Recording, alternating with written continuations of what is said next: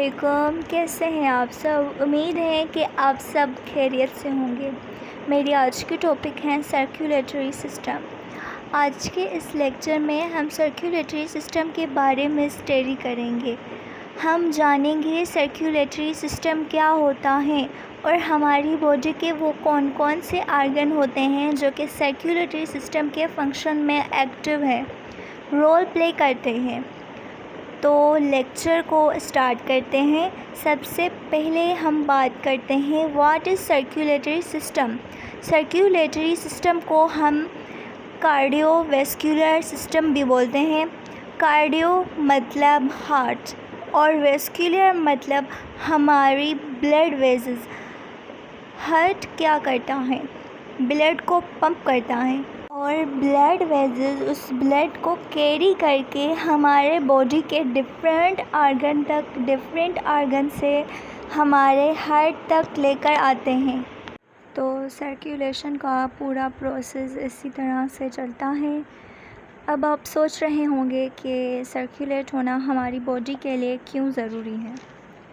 तो ये इसलिए ज़रूरी है क्योंकि ब्लड ही ऑक्सीजन को ट्रांसफ़र करता है, न्यूट्रिएंट्स को ट्रांसफ़र करता है, या न्यूट्रिएंट्स का जो वेस्ट होता है उन सब को ट्रांसफ़र करता है, उनकी हेल्प करता है। ब्लड सर्कुलेशन ज़रूरी है और ब्लड सर्कुलेशन तभी पॉसिबल है हमारी बॉडी के अंदर जबकि सर्कुलेटरी सिस्टम प्रॉपर वर्क कर रहा हो।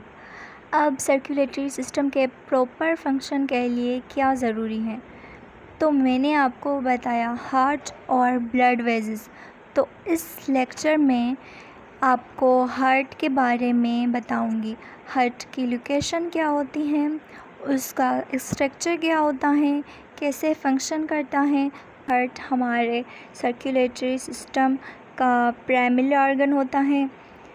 हार्ट होता है हमारे लेफ़्ट वाले मिडिल पार्ट में, मतलब जो हमारे लंग्स होते हैं उनके बीच में होता है।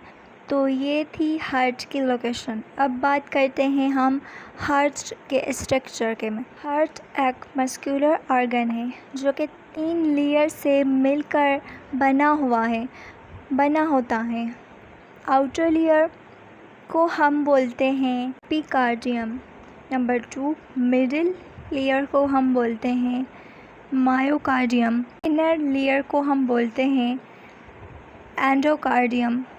ये इम्पोर्टेंट हैं, इनको आप याद रखिएगा। इसके बाद हमारे हार्ट में चेम्बर होते हैं 4।